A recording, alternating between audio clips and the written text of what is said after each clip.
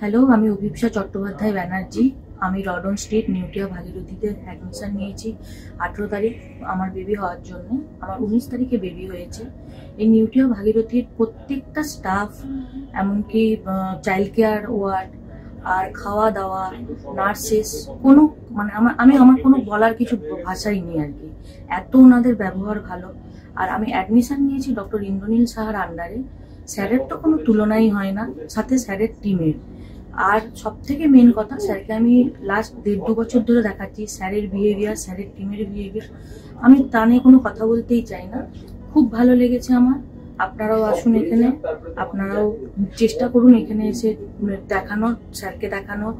আমি অভিপ্সার হাজবেন্ড বলছি।